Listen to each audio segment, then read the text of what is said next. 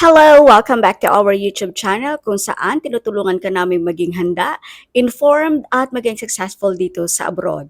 Sa video na ito, pag-uusapan natin ang tungkol sa DMW Medical, kung ano at sino nga ba ang magpapamedical, saan ka dapat magpamedical, at mga tips para siguradong fit to work ikaw. Kaya stay until the end, baka ito na yung hinihintay mong tips para hindi ka ma-deny or hindi ka ma-delay sa iyong pag-alis. Ano nga ba ang DMW Medical? Ang DMW Medical, ito ay isang mandatory health check bago umalis ang isang OFW sa Pilipinas. Ang Department of Migrant Workers or DMW ay nagre-regulate nito para siguraduhin una, fit to work ikaw, pangalawa, wala kang sakit na makakaapekto sa trabaho mo sa abroad, at pangatlo, protection ito habang ikaw ay nasa abroad. So hindi lang ito isang check-up, kundi comprehensive check-up or comprehensive medical exam ito sa iyo. Now, sino ang kailangan na mag-medical? Una, kung ikaw ay first time OFW, kailangan mo magpa-medical. Pangalawa, balik manggagawa ikaw pero bago yung employer mo. At pangatlo, kung bago ang iyong kontrata. Tapos umuwi ka sa Pilipinas, kailangan mo magpa-medical ulit. Now, kahit feeling mo na malusog ikaw or parati kang hindi ka nagkakasakit, tapos sasabihin mo, pwede bang optional lang ito kasi feeling ko wala naman akong masakit sa akin. Yun, hindi po pwede. Whether you like it or not, dadaan tayo sa health check or medical exam. Kasi requirement po ito bago umalis sa Pilipinas. Now, ano ang mga chine-check during our medical exam? Una, yung physical exam, your height, weight, blood pressure, tapos yung chest x-ray, blood test, urine test, vision test, at meron din chine-check na tuberculosis, hepatitis V, HIV or AIDS. So, depende pa rin yan sa bansa na pupuntahan mo kung may mga additional test pa na ibibigay sa'yo.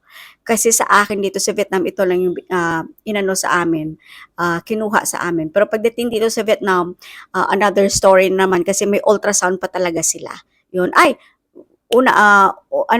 meron pa palang dental sa Pilipinas, dental at saka sa mata. Yun. Okay, now, saan dapat magpa-medical? Ito yung napaka-importante kung saan kasi hindi lahat ng mga clinic ay may permit para mag-cater ng mga tao or mag-cater ng mga OFW. May mga tinawagan ako na isa na sa ano namin sa Bacolod, wala silang Vietnam na medical, more on Middle East lang sila lahat.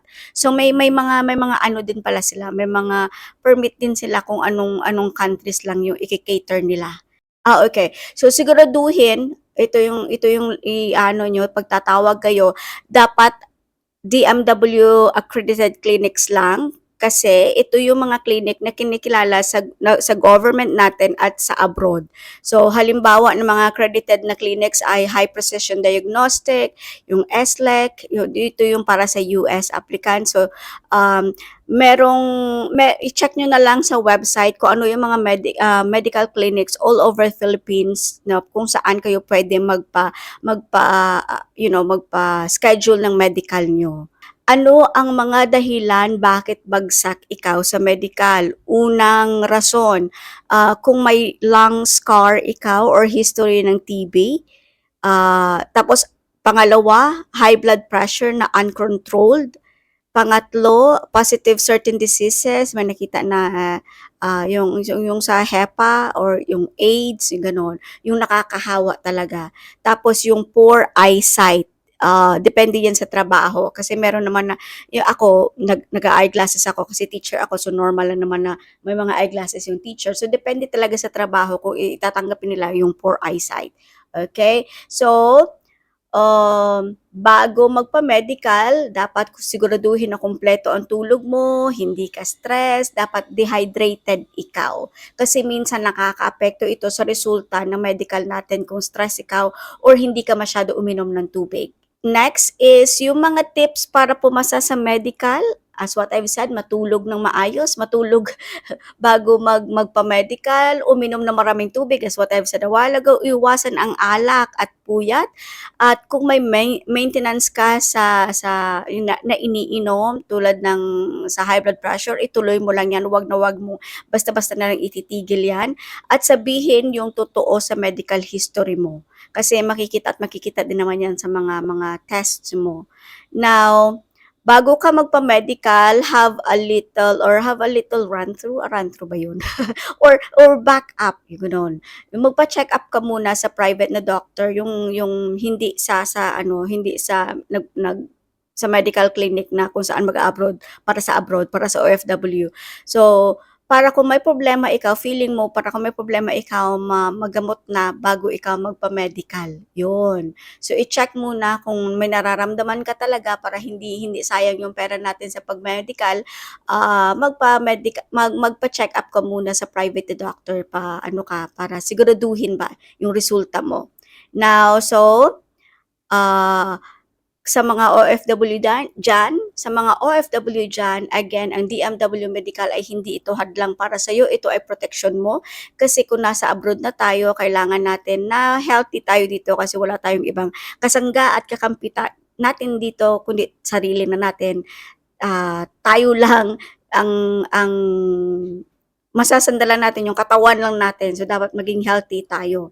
Now, mas mabuti na prepared ikaw kaysa sa ma-delay ikaw sa pangarap mo makapagtrabaho abroad. Kaya make sure na kumpleto ang tulog at saka healthy ikaw bago magpa-medical. Now, if you like this video, please like and subscribe. Comment down below if may mga katanungan kayo and I will try my best to answer those questions sa naaayon yun sa aking capabilities. Alright. Now, next is, sa susunod naman ay tatalakayin natin ay kung paano maiiwasan ang offloading sa immigration kung ikaw ay isang OFW. So, stay tuned and I'll see you in my next vlog. Bye!